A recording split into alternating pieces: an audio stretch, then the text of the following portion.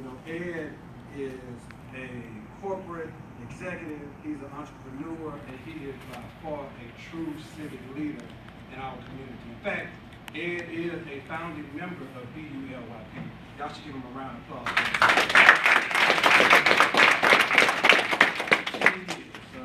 I'm really, it's astonishing to see that this organization has been around for 10 years. It's been ups and downs, but back to Mr. P. He is a graduate at Alabama State University. Shouts out to the Hornets. After he graduated from Alabama State, he went on to get his executive MBA from the University of Alabama. And from there, he joined corporate America and worked for the Chamber of Commerce, which now has evolved into the BBA. And after a while, Ed got a call in to step out on his own to be an entrepreneur. So for 8 years, he ran Relax's Handle.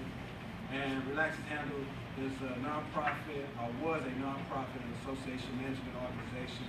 And then Ed got another call. And that was to go back into corporate America. So now Ed is serving as the curator, that's kind of a long name, but it's the curator of events and community engagement for the Alabama Media Group. And that's a professional accomplishment. Civically, like I said, he's a founding member of the BULYP.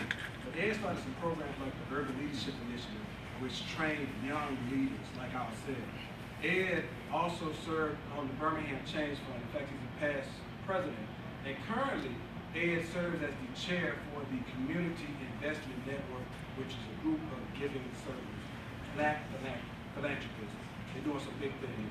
So without further ado, I want y'all to give a warm BULYP to my frat brother, Mr. Alpha Alpha Beta Mu, Alabama State, and yours in the movement, Mr. Ed Field. Doing that, Beto. Good evening. Good evening. It's so good to walk in here and see so many friends and family, folks I hadn't seen in a long time, and new friends and new families. We're going to have a conversation this evening. Can you hear me all right, Emma? I hear you pretty good. All right, you hear me pretty good? So it's going to be a good conversation. I want to talk a little bit about where we come from as an urban league. I want to challenge some assumptions and talk about what it really means when I say permission to speak freely. And then I want to hear you speak freely. Let's just have a dialogue. We'll get all this done in about 30 to 40 minutes, all right? The first thing I'd like to do is acknowledge Brother Kamanti Kelly. I was pleased, and I was just really proud that he would go back and reach out, not to me, because if you notice, I wasn't one of the past presidents.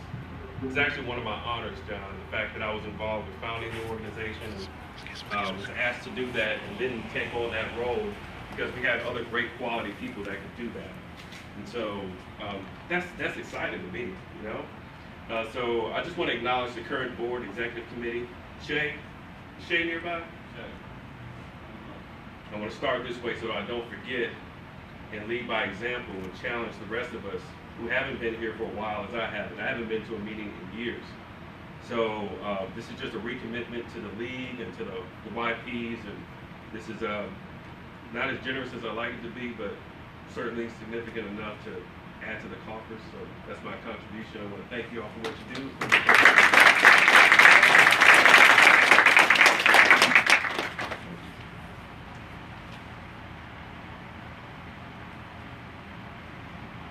Who else? So we actually have founders of the organization that are here. And Kamante, forgive me if I'm jumping the gun on you, but I just want to take a moment and at least acknowledge, ask them to stand up, wave a hand. We had 11 founders of the organization. I was an organizing founder, but there were 10 other folks who really helped put this thing together. So will y'all, in fact, just go ahead and stand up. It's significant enough. Go ahead and stand up. With Don Jones and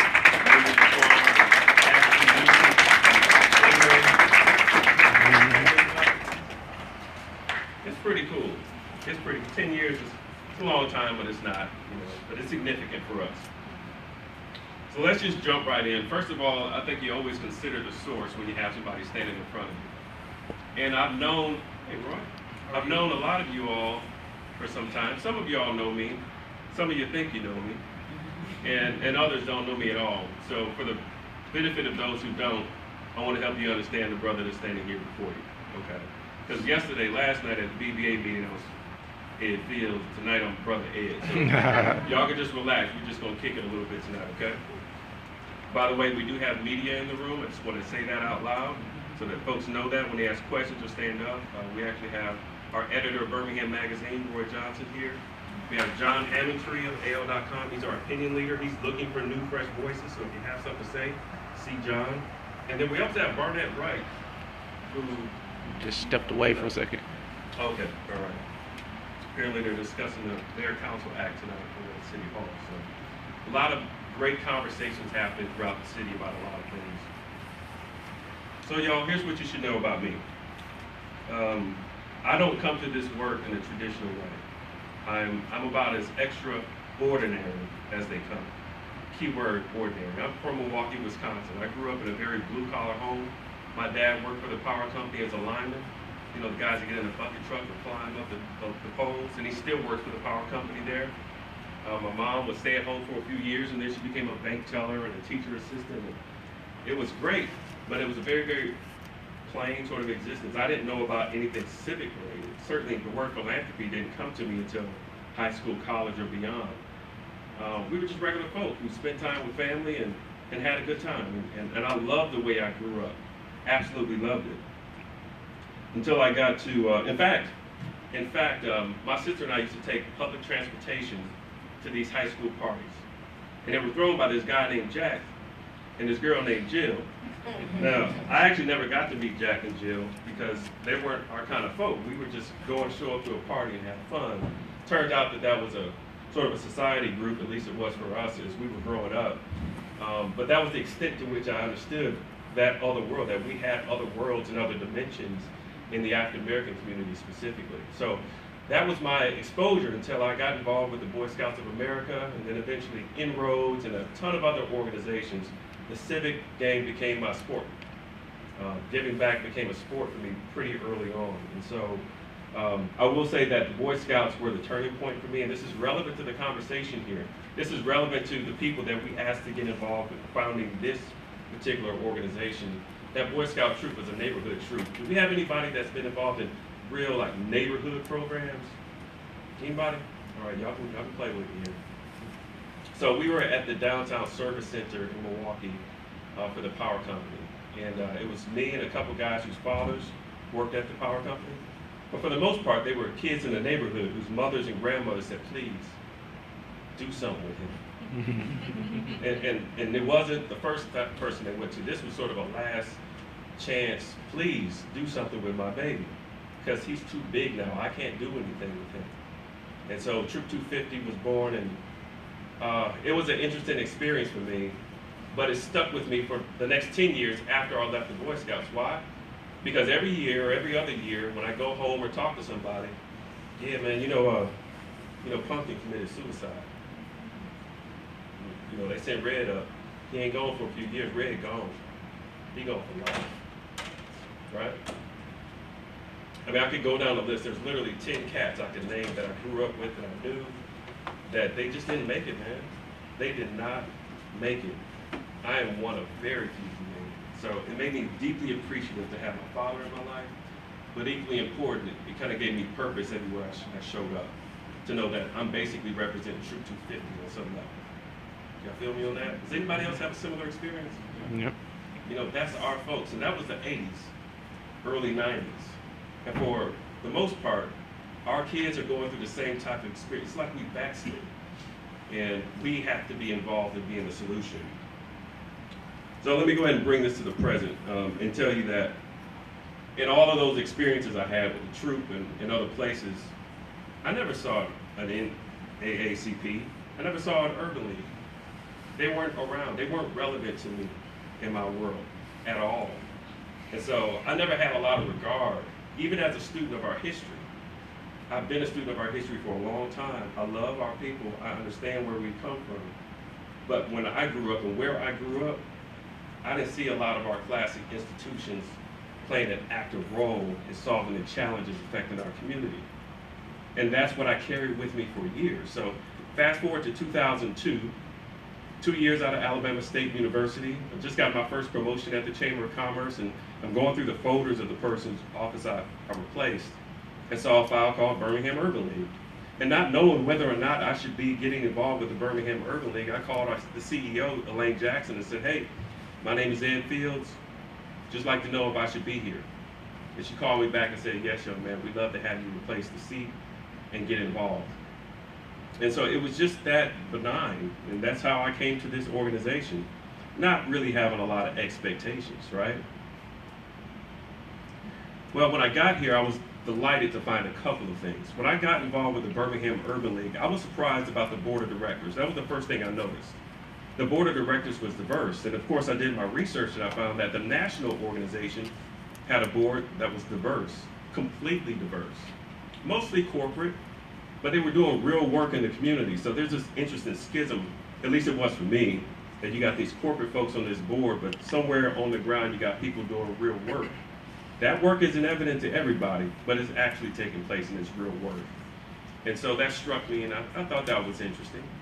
And then I got invited to get involved with our actual programs. The first thing I got involved with was the job readiness program. In fact, if you walk right around this corner, there's an office. We moved into this building the year that I got involved with the board. In fact, they moved in about 90 days before I started on the board in 2002. Right around that corner, there's a little office. And the league was helping some women who were transitioning out of prison into the workforce. And so they needed people to do mock interviews to just help them prepare for being in a real world live situation. And I did that. I went in there, and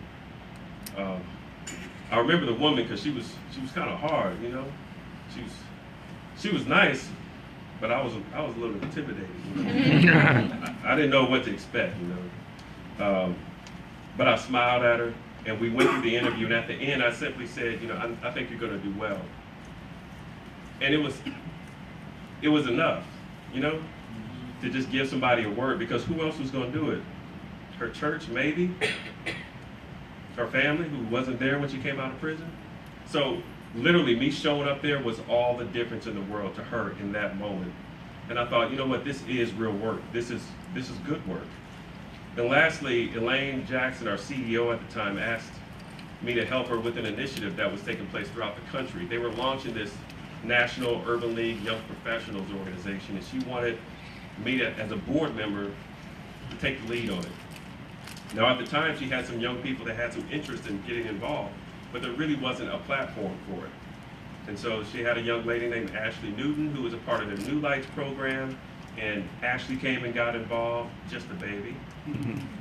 We had several other people that were attached to the league, and the rest was just me asking some friends to get involved, and they did. And so there's a couple of observations here, and I'm connecting the dots between my background and the league, that of the 11 people that founded the organization, only one was in a fraternity. If you look across the other urban leagues and the YP groups, you're going to see a lot of folks who have done Jack and Jill, who are members of fraternities and sororities, who are folks that are in a lot of different types of places. But here in Birmingham, right, the movement, the youth, the everyday person getting involved to change things, we had a bunch of proletariats. We had a bunch of folks who in their own way showed up and wanted to change things for the better. And that was incredibly powerful to me, and that is one thing that I'm incredibly proud of. And beyond that, just as we talk about the Urban League, I want to say that as I look out here, I see so many familiar faces, folks that have seen me in my journey, that John was kind of articulating, and thank you for that introduction. But I've also seen your journeys. I know many of your own personal struggles, the loss of a child, the marriage, the divorce, the job transition. Should I go get that master's degree? Should I stay in Birmingham? Oh, but I love him. I've seen those stories, and so, you know, this place that you all are in, my comments are mostly for the younger folks. So I see a couple of other gray heads in here, a little bit. Some of us shave it off, some of us dye it. You know who I'm talking to. My comments going forward here tonight are mostly for the younger folks, the folks that are under 30 for the most part. Because what you're doing here and showing up is practice. And it all matters. In fact, I'm waiting on one of our members to come who found her spouse here at the Birmingham Urban League Young Professionals. And I think that there have been more than one of those meetings here. So, you know, this place is really important and special. So when you show up, take it seriously. There's a lot of opportunity here.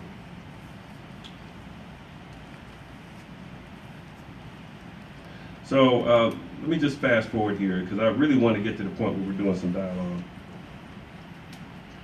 And I want to talk about this idea of permission to speak freely.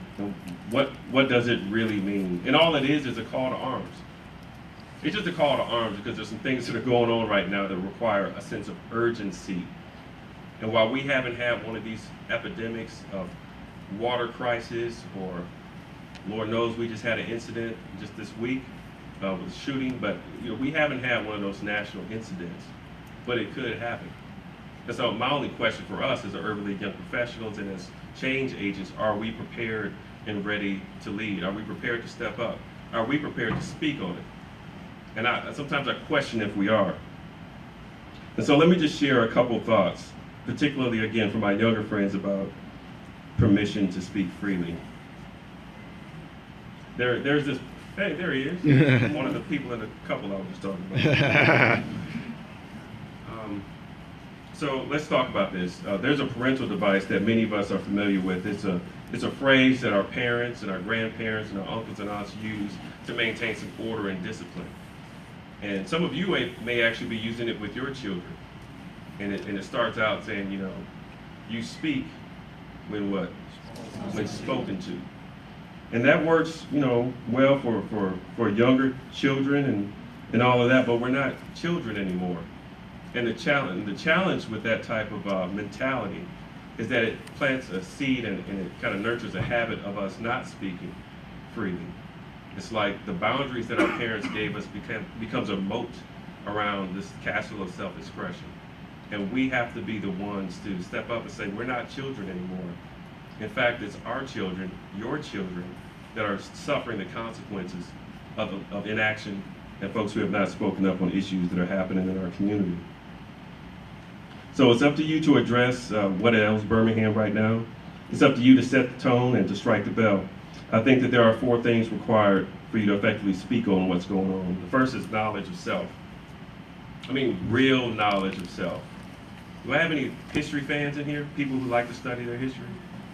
Doesn't it give you a sense of confidence and understanding about what's really going on around you? And haven't we done a disservice to our young people to equip them with that knowledge? Certainly they can pursue the knowledge on their own, but we have to be actors in that. It doesn't happen on its own. I love the fact that we have other communities here and around the country that when their children leave school, they go to their parochial schools afterward. So the Jewish community ensures that their folks get their history and get some context for the world through that lens, and as do other communities and other cultures. And I wish that we would take that type of approach with a lot of our children. It's important. Nobody else is going to do it. You say mama and daddy should, but if it's not happening, then what?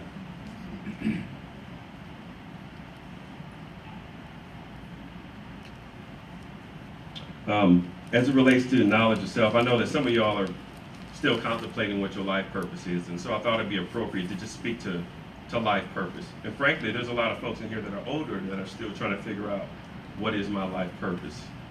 And I have that conversation with people a lot, and I just wanted to share just a thought about that. Purpose is rarely an epiphany event. We see it in the movies, right? Where somebody steps up to the microphone and they realize they can preach or they can sing and this is it. But that's rarely it for most of us. I mean, purpose happens when you show up and you're fully present and available to a calling. The calling isn't always going to do this right here. You're going to have to commune with God. You're going to have to get quiet. But more than anything else, you got to be present in whatever it is you're doing. Your purpose is to serve and to be available. And it will avail itself, if not today, tomorrow. But oftentimes it's a farce. I feel like we just make stuff up. Like, I know I'm supposed to be doing X, Y, Z. No, you're supposed to be doing whatever it is you're doing right now and to be fully present in it. If they're standing around, they can come sit down, y'all. Come on now. He said, come on. I'm not going to start till you come. Oh, okay, Martha. This is the missing president. All right. She always got to make an interest.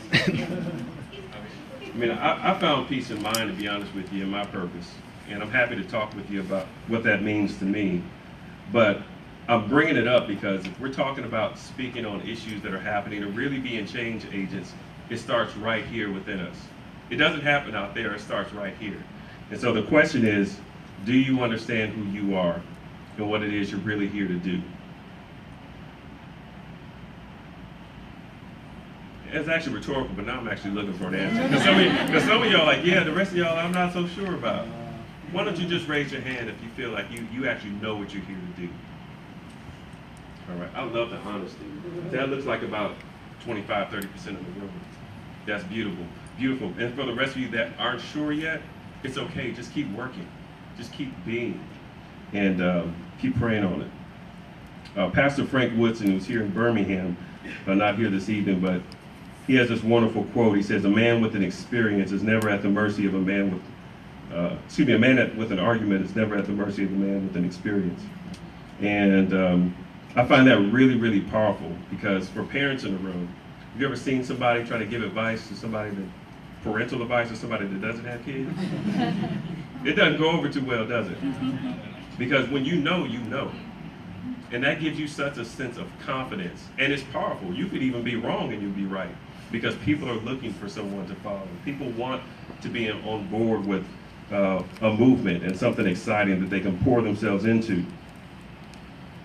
And how many of y'all are entrepreneurs and built an organization? All right. Everybody's got some. All right, we got a lot of hustle going on. In some cases, we have real businesses going on. In some cases, we have people who are building other businesses.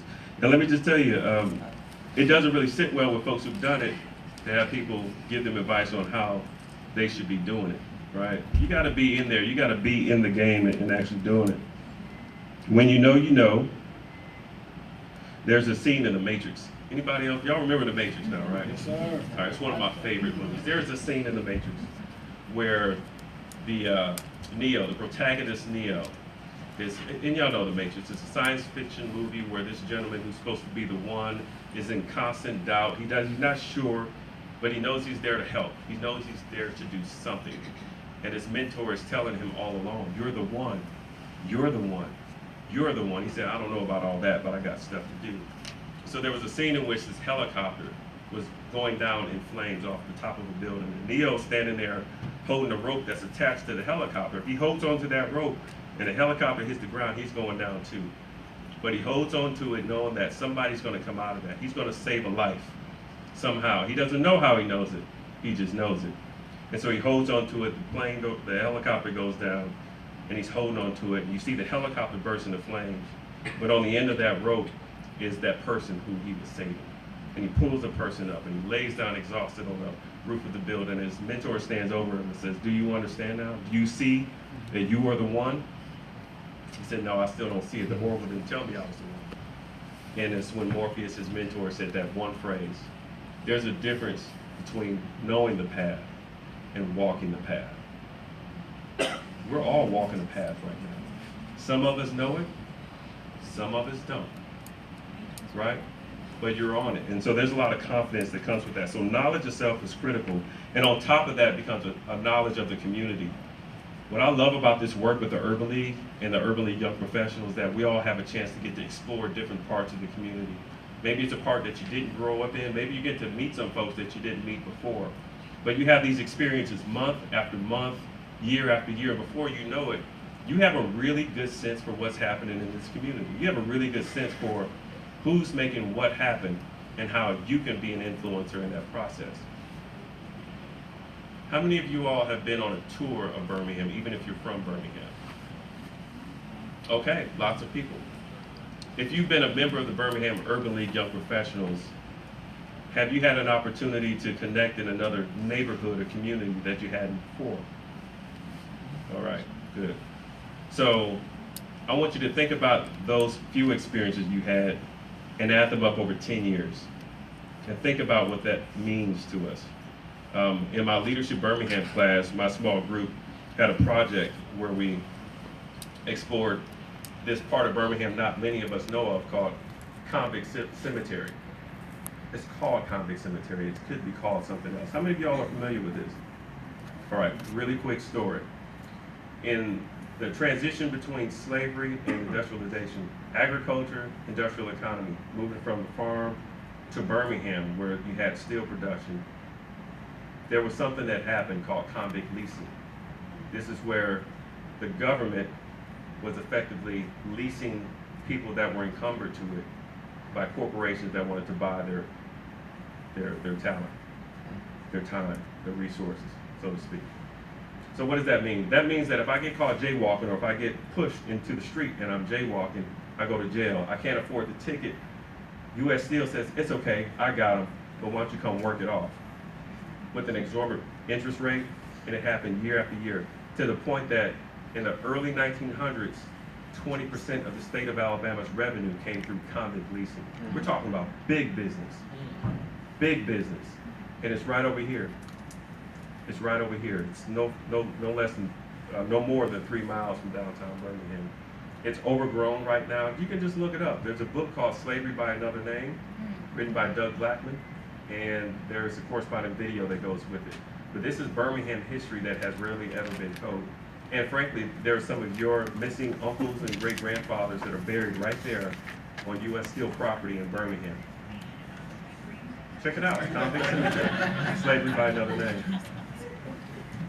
But this only came as a part of being involved in the community, and that equips me with a sense for what should happen next. So my second point, other than knowledge itself, is vision.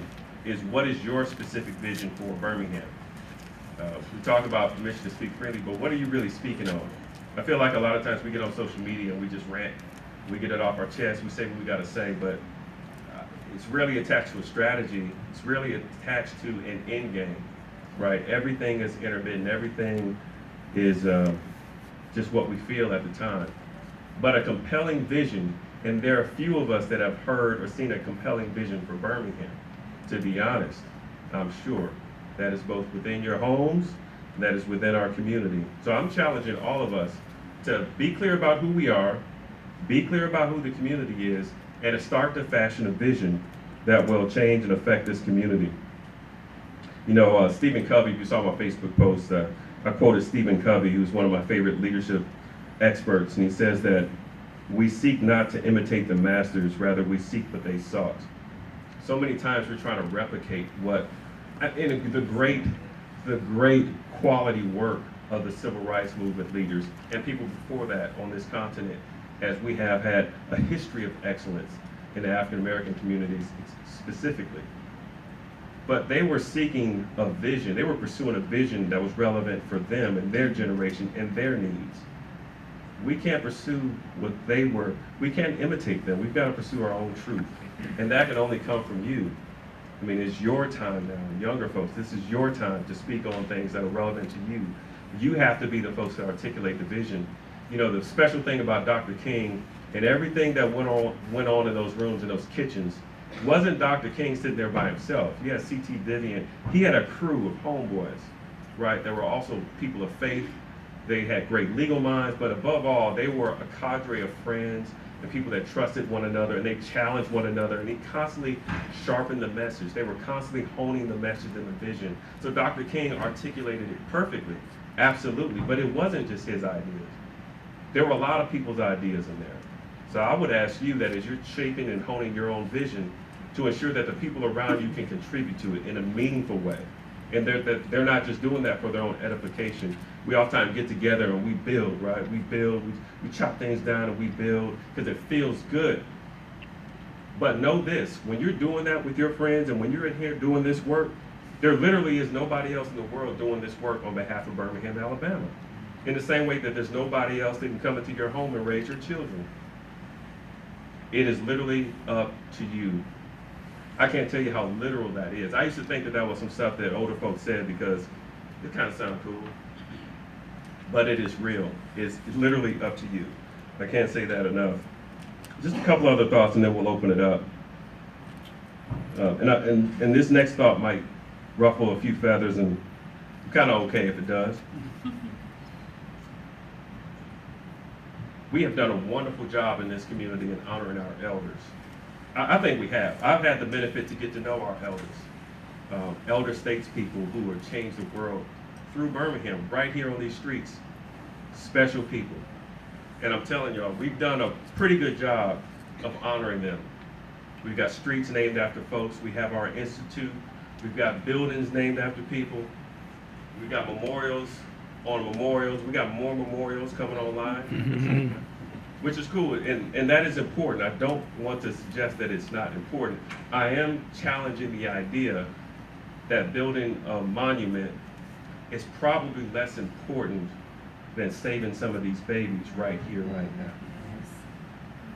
Because right now it's critical and crucial. We need every resource it's not just the dollars, it's the intellect, it's the energy. And if we don't bring it, nobody else will. What we're gonna do is we're gonna say, I've heard millennials say this, we just gotta wait for somebody to die. No, you don't, damn, you don't. You baby boomers gonna be around a long time, but us extras gonna be around for a while too. So power, of course, never is given away. You gotta step up and take it. And what we're looking for is somebody with a compelling message that actually really understands and gets it and is so compelling. People want to pour into you. People want to pour into a vision that's big enough that they can see their whole selves being thrown into it. So I just want to challenge the idea that we just kind of sit back and wait in line and hope that things come together. There's one caveat. If you're gonna step up, you better be tight. Right? I mean, you gotta be tight. I know that's not the most professional term to use, and you can edit that if you like. It's a live broadcast, don't worry about But it. these folks know what I'm saying. I mean, we have to be Obama level tight. Because right now, the expectations for us, it's this weird dichotomy going on right now, where the expectations for us are so incredibly high. Y'all have experienced it by this point. I know I'm not the only one who's walked into a room that 10 years ago when I walked into the room, I may have been the invisible man, Ralph Ellison, right? Now, you know, yeah, you get that look. Isn't it weird? So there's the good thing about that is, oh, now you see me. I'm not going to be able to creep up on you. That means I got to be on my game. I've got to be tight. I've got to be excellent. The bad side of the downside to that is sometimes those expectations are just ridiculous. There's no way you would expect somebody else in this position to do that, right? But you know, so while our parents may have gotten it a little bit wrong when they talk about speak when you're spoken to, I think they were right about that old aphorism that says you can't just be good as baby, you got to be. All right, she said I heard it that way too twice. Twice as good. That is real, and it couldn't be more real than it is right now. So you have a responsibility if you have a vision that you're going to step into and lead. So the antidote to the challenges associated with leadership, I think, is excellence. To be irrefutably excellent in every phase of the work. So I would question and challenge the Urban League young professionals. Is that what people think of when they think of the Urban League or the YPs? Is that what they think of when they think of you personally? Your own personal brand? And if not, then just step it up.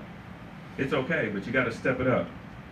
And then the last piece of this, and I'm going to skip through some of this because I want us to talk, is just audacity.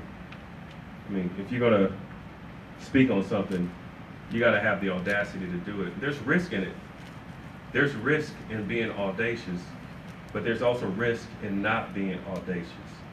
People don't get excited about safe. People get excited again when the vision is big enough that they can literally throw their whole selves into it. Nobody want to come and stick their hand in something and see how it works. They don't really want to pour themselves into it. And so I'm getting the nod from Ricky White. Yeah, big vision. You know, y'all, this whole idea of stepping up and setting the tone and owning the agenda is not new. And I wish I had a better way to phrase it.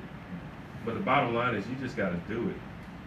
I am so tired of hearing us talk about what other folks are doing. I don't want to have a damn conversation about gentrification. Because can't you go buy some property? Mm-hmm. Can't you get some other people to go buy some property? Were you doing anything with it before? It's on you and us on what we're going to do. And nothing else. We come from a people that have overcome the worst in human history. And you telling me we can't get through this right here? That's what I hear people say sometimes. So, all that to be said, y'all, we have everything we need right now. I hope that we will reach across the aisle and communicate and partner with other communities, other cultures, other races. We have a legacy in Birmingham of overcoming the worst and the darkest part of our human nature. And I would challenge us to get outside of our own comfort zone and to do that now, to do it proactively before we have to. So with that, I want to stop and just give you all a chance to respond. I know we have a lot of heavy folks in the room that may have something on their mind. Let's have a brief dialogue, and then Kamonte will put the hook on me when he needs to. Mm-hmm. So what are you thinking? I want to hear from some of the younger folks here. Are you a member of the Birmingham Urban League Young Professionals? Yes. No, I'm actually not. This is my first time coming to the meeting. Well, welcome. Yeah. I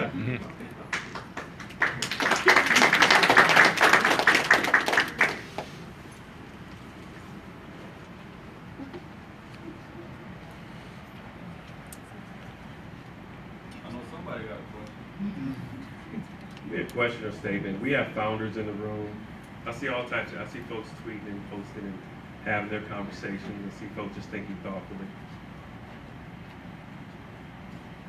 I have one of my company interns, former company interns here, Dwayne, who has done some work for us. Dwayne was reflecting on the power of relationships and how important it is to not burn them and to keep them healthy.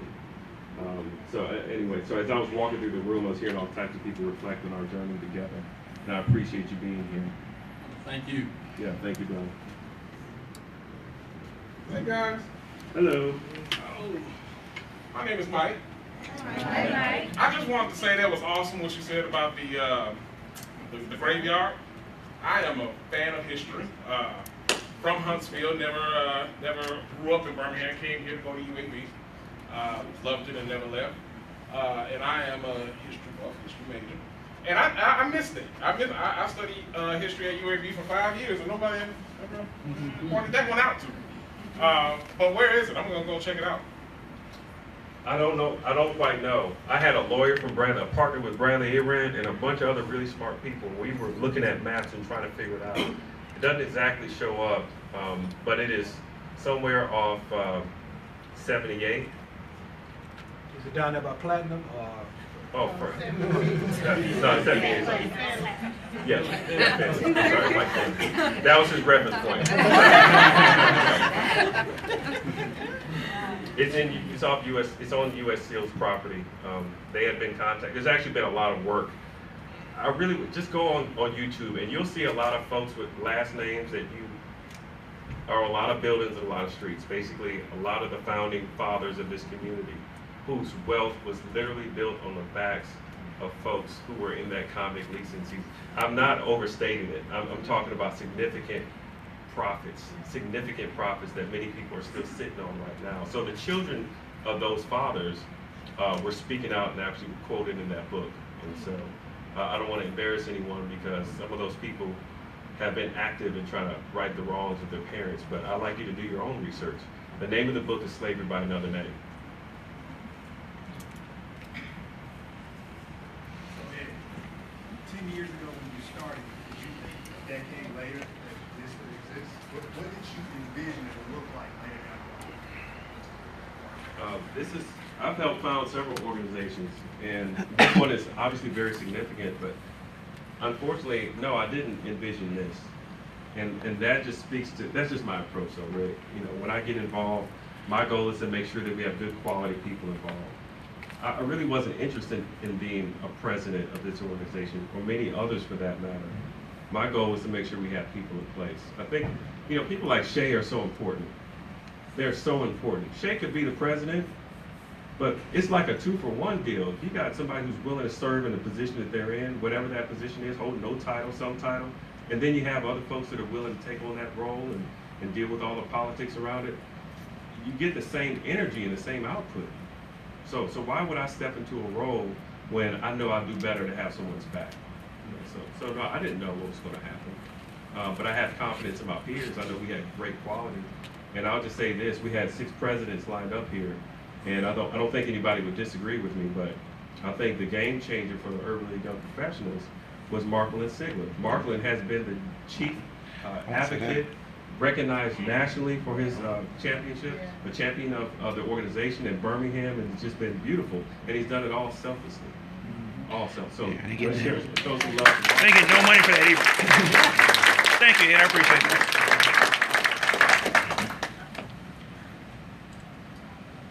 Townsend?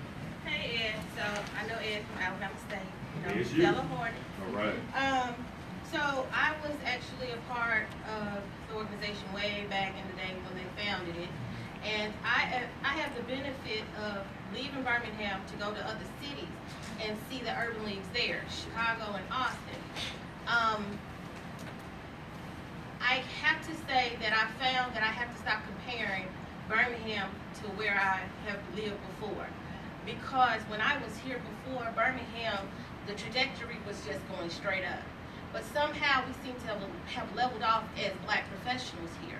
And so you keep speaking to the younger people here, and that's really where I don't see the engagement coming back. So I'm excited to see that many people sitting here, but I really want to see that participation on these committees to see what people are really doing and if they understand that this is their time. Because you cannot know your purpose if you're not trying to actually seek it out and know what you're supposed to do in that space. Birmingham's Urban League, you asked him if it was what, this is not what I expected to see, but it's better than what I've seen. And so I have to say that, Austin, it wasn't there, but in Austin, black people make up less than 10% of the population. Chicago, actually we saw each other again after I left. You ran up on me in the park in Chicago. I did. For the event there. But, there was more active engagement there, but it also there's a larger population, and the resources are a little different. I think what you said about this is the time that we have to speak up, it's on point. If we look at the elections going on right now, we look at the killings going on right now, we look at the violence that we as a people, I have been amazed to see that Birmingham has as many shootings as it has almost on a weekly basis, because it wasn't like that always. And that means we're going to have to take back the community. But, when you ask people to ask questions and we're not asking questions, are we going to be audacious enough to speak up? And that concerns me, because I really need to see the younger people, because I know I look extremely young, but I'm getting older. And so I need to see the people, because that's what I want to do. I want to be helping those. That's my purpose. My purpose is the next generation. That's why I can raise my hand. I know mine. And, it was so interesting what you said today, because somebody came to me today and was asking me about my purpose, and I said, well, do you know yours? And then I said, well, people keep telling me I'm going to do this, and I keep saying no. And then when you talked about the Matrix, I said, oh, Lord, I'm Neo. There you go. Or in this case, you might be Morpheus. No, I'm not Morpheus. Not Yes. Morpheus. No. But it's just so interesting, and I'm excited to hear what you said, because that was really fire. And I want us to be excited in here. Get revved up. He asked about the food earlier. Act like it's food. Get excited. Well, let me say this. One of the people that got me excited, this is several years into the founding of the organization, was our community services chair. His name is Bobby Maxina. He's standing right there. Bobby, look at Bobby. Bobby comes in, this Bill Q comes in, like, man, we got to get serious about this. And all we were trying to do was help a daycare plant some flowers. And he came, but he was so passionate about it. And let me just tell you something. You don't have to, she's talking about solving community and shootings and all that, and that's important, but most of us aren't going to be able to deal with that directly. But what we can do is look a young person in the eye, tell them we love them. I don't know about y'all, I've been involved with young people's lives for a long time. I have lost some along the way. And when you get that deep with somebody in a relationship, it fires you up. And if you don't have that kind of connection with a young person that's not in your family, go get one. You could literally be saving lives right now. And I'll just say this about the league. The league has had challenges over the years. That's one of the reasons I make a financial contribution, and I encourage you all to do the same. Find it in you to do that, and let's do it collectively and change the dynamic here. But above all, the league must be about the business, particularly the YPs, of helping people understand how you're solving a problem, street by street, person by person. So if you helped a woman go through the mock interview who came out of jail and she got a job, bring her back in and let her tell her story right here in front of you all. And do that every day and every moment you can Think about your favorite not-for-profit, your favorite movement. It's always telling you the story about how your contribution and your effort made a difference. And you gotta do that intentionally. That stuff just ain't gonna happen. And it takes real work. It takes the behind-the-scenes people to actually write the description, put it in the newsletter, make sure it's super tight, and then do it consistently. So I do want to challenge all of us. This thing about excellence is not just a platitude. It's hard. It's hard. Most of us want it, but we don't really want it. Hey, Derek. And so to that point, as someone that has transitioned from young professional through your walk to now a place of leadership, you know, and can you talk a little bit more about young professional leader, which is great, to being that leader, and the bridge that gets you there, and the work and the excellence it takes to span that bridge? Because I think what you're speaking to is needing more of those leaders who actually move things when they speak or pick up a phone and get things done. So can you speak a little bit more about that? Yeah, just a couple of points. One is, it's all practice. There's nothing that you're doing right now that is insignificant. Absolutely Talk about nothing. practice, man. We're talking about practice, man. Allen Iverson's reference. And the other part on that is the battery. Good. So everything is practice, and I wish more younger folks, and I'm not talking about you, I mean really younger people, would understand that there's no such thing as neutral. I see you, young brother. There's no position, there's no neutral in life. Either you're contributing or you're not. And if you're not contributing, it doesn't mean that it's neutral. It means that something's not moving forward. Okay, so I think to recognize that every moment is an opportunity. I'll never forget.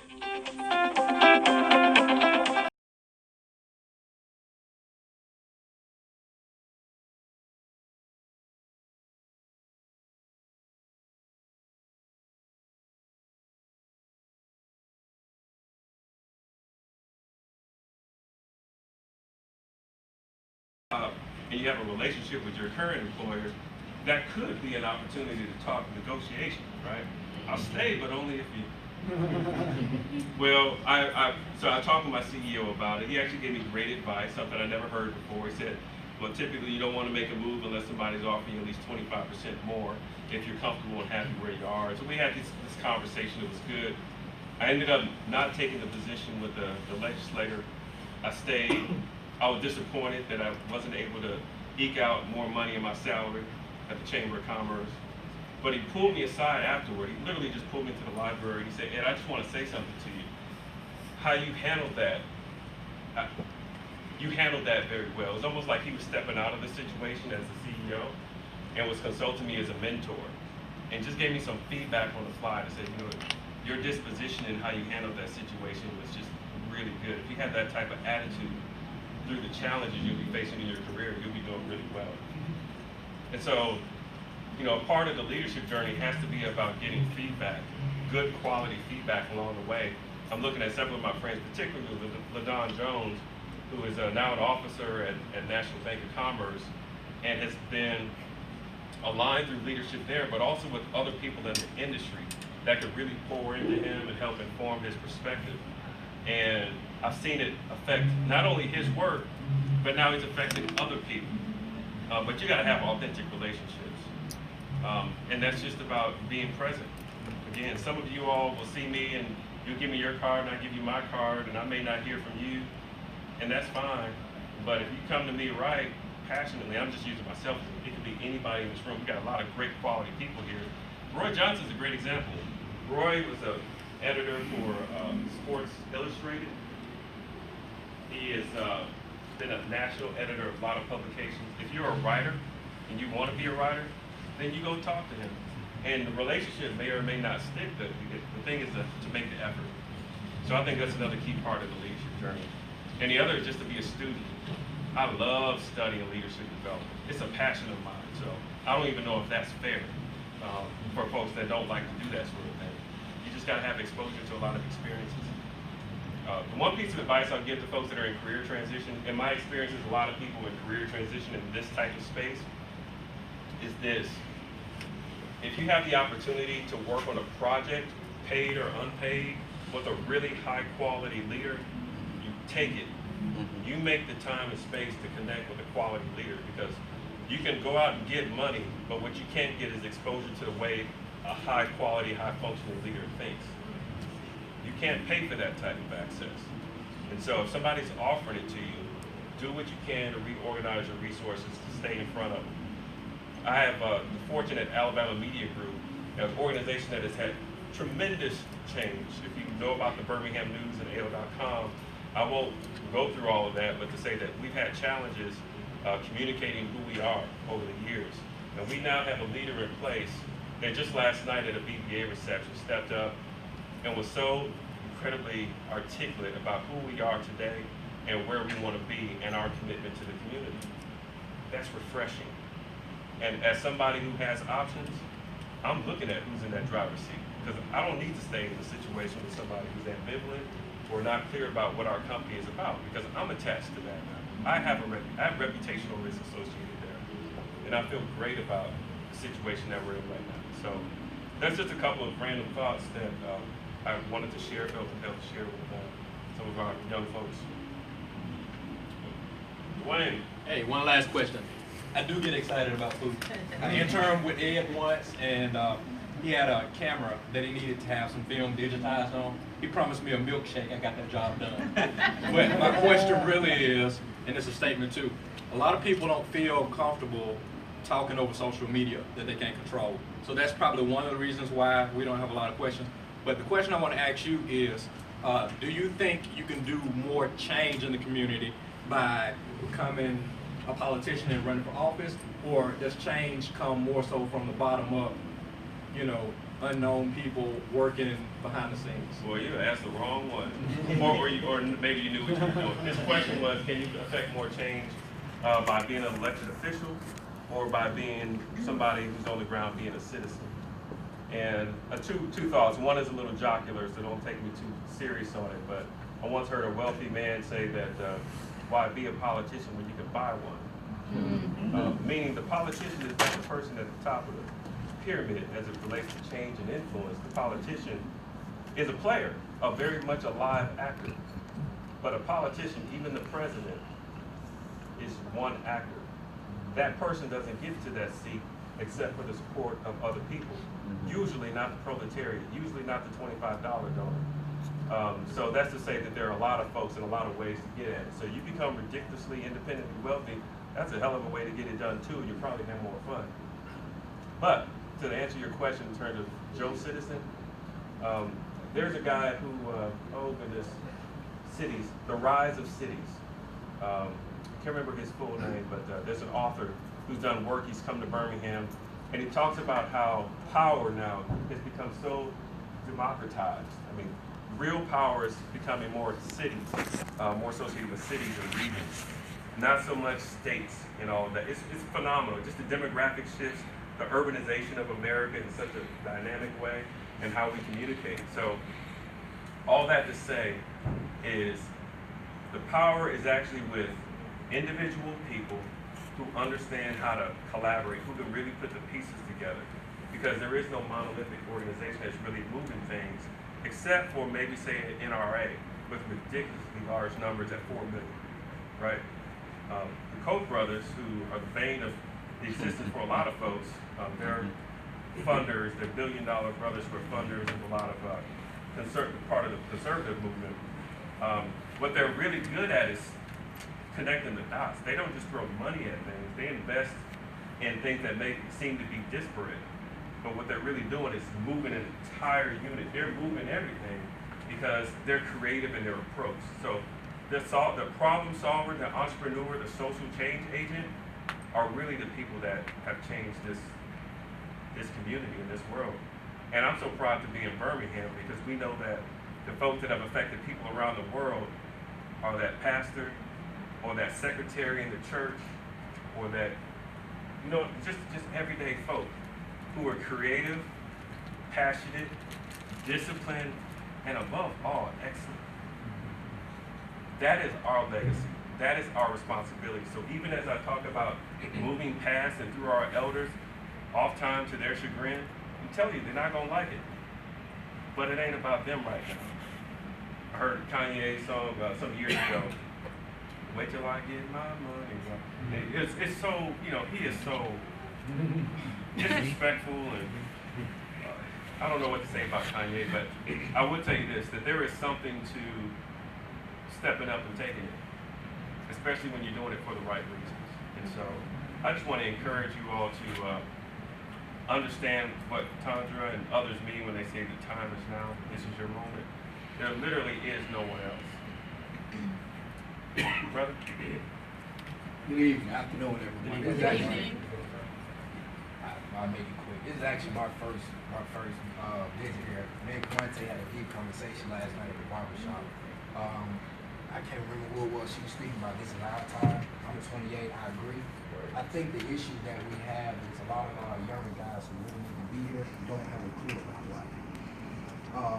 My guy Gary on the way he went, he's mentioned it to me and my brother Shannon multiple times. So this is actually our first visit. But I think really for our age group, the issue is that we don't know, we're blind. It's like you said, we've conformed because we go with what everybody's actually told us what's right. I think the main issue is the financial literacy. We don't have a clue of how to go and who to call to go purchase that house that's for sale, or who to even, look up. So my question to you is, how do you think we can make, I guess, the Birmingham Urban League or YP more attractive? Social media is not going to get it, because like my man said, a lot of people hide behind a profile picture. You'll post, but you won't show up. Right. So it's irrelevant. So how do you think we can make this organization a lot more attractive to people saying, hey, we need to go to that meeting, or hey, we need to check out X, Y, Z? Where's Markland? You have to step out. Markland's the answer. Half the people join the Birmingham Urban League, Markland was just on them. Man, you need to come out, bro. You need to come out. I'm telling you, you're doing some really dynamic things. It's the passion behind it. This brother here asked, how can we get more people to get excited and interested to actually come? A lot of people hear about it, but they don't actually show up. So can you give us at least one of your tips about how you actually got people to show up? I pimped myself out early. That's what no, really, I did. Remember I did that hot in Birmingham thing? I literally pimped myself out for the Urban League. But first off, let me say this. And Ed told his story, but let me tell my story real quick. I get this letter in the mail about the Birmingham Urban League Professional. I went to Morehouse. Josh all I went to Morehouse. I'm always talking about I went to Morehouse. So I saw the Atlanta Urban League Professional when I was at Morehouse. First I Tuskegee head off. I got it and I knew what this was before we came in here, because I had seen it before. So I knew what we were doing when we came in here. It was 11, I guess 12 what you had, something like that. And they saw that video and I knew what we had potential to be. And we met from like May to like March 2006. So it's like almost, the first meeting we had was March 22nd, 2006. So we're almost literally at the year anniversary when we first had this meeting. And the biggest thing is, man, what I love about this organization is the fact that You about to cry? I ain't gonna cry. Man.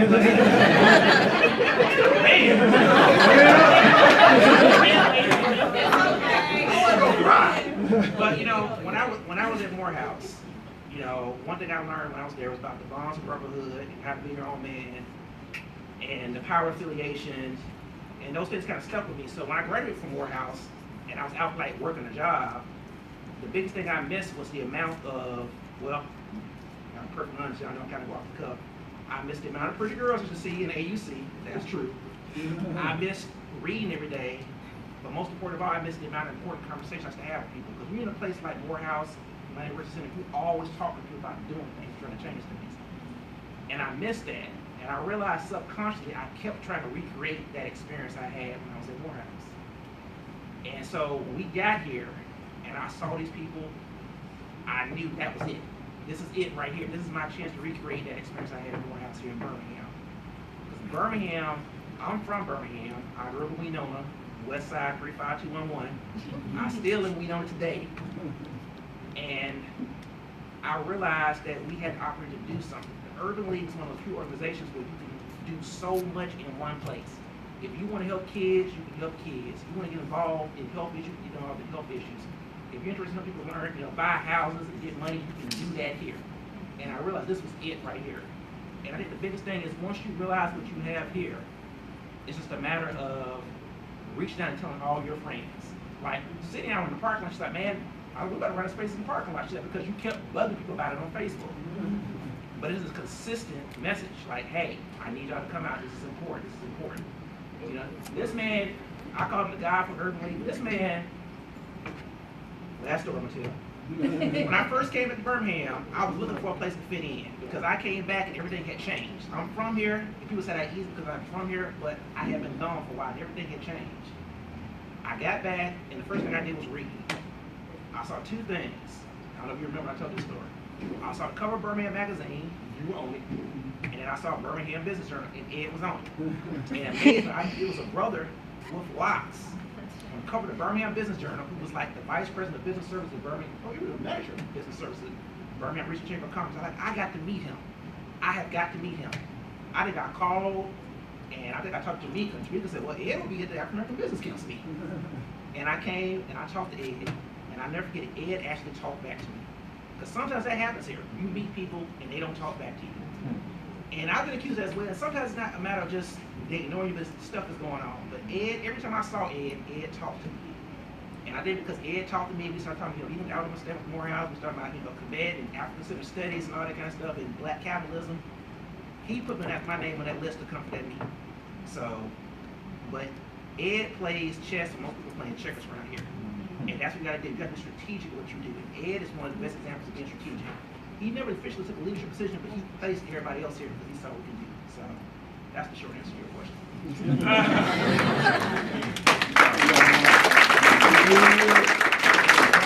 I heard that story. And thank you for those warm words. I do want to add one other thing is, and this kind of goes to Ricky's question about did I see this 10 years ago. I'm fairly agnostic. I got this ring, I wear this Alabama ring because it was a gift. But you rarely ever see me in alpha paraphernalia, even though I'm a beta alpha to the heart. You rarely ever see me wearing a lot of ASU paraphernalia. You won't hardly ever see me wearing a Birmingham thing or Urban League thing. And that's just because when I say it's all about you showing up wherever you are, I bring all of that with me. So yeah, I cut my locks off, but if you really talk to me, you can understand where I stand on things. And the locks, by the way, they can belie someone's mentality, so don't get twisted with all that. So my point is, it's not just about the Urban League. There was another organization that was founded around the same time as the Birmingham Urban League. I was one of the founding members, and we have several members that are here. That organization is called the Birmingham Change Fund, and it's a giving circle where African Americans, young professionals primarily, although many of us are aging out of that demographic, decided instead of just putting our $10, okay, $5 for the single in the city and $10 for the Girl Scouts and $20 for this, we said, what would happen if we just take $250 and we're all gonna put that money together? And then not only that, we're actually gonna sit down and figure out how we solve a problem. We're gonna do that every month. We're gonna study the education issue. We're gonna talk to the superintendent and the CFO and the teachers and the parents and the students, and we're gonna craft a way, a really creative way to solve the problem, because we're gonna put real money on the table. And because we're young and we're putting real money on the table, other people are going to want to put their money on the table too. So that's what we did. And so tonight I want to announce that we are, the Birmingham Change Fund is seeking grants applications for up to $20,000 for any nonprofit that has a STEM-related program. So if you got involved with a not-for-profit and a STEM-related program, we have an opportunity for you. So our chairman is Bobby Maxina, who I referenced earlier. We have several members. If you're a Birmingham Change Fund member, will you raise your hand? Zandra, David, Andrea. So I wanted to make that announcement. So look at Birmingham Change Fund. Go ahead and follow us on Facebook and check out the website. That announcement should be up very soon. And the other announcement I wanted to make is that at AL.com, we're so excited. We're actually launching a statewide survey of millennials. So everybody's got an opinion about millennials and who they are and what they should be doing and complaining. And really, nobody complains more about millennials than millennials, just so you all know. But the survey is not about that. The survey wants to know what you really care about. What are your priorities for the community? and this is a statewide survey. We're actually going to compile the data and release the results at the Alabama Young Professional Summit that'll be held in Birmingham on July 15th. It's going to be a major convening, statewide convening of folks that are under 40, particularly under 34, because it's seen millennials rising. So I want to make you all aware of that. You all may see that survey come out. I'm going to ask Amante to send it out through the newsletter. If you just take the survey, it will help us ensure that we have your voices heard in that collection of data. Cool, beautiful. Amante, is there anything else? Any other statements or questions?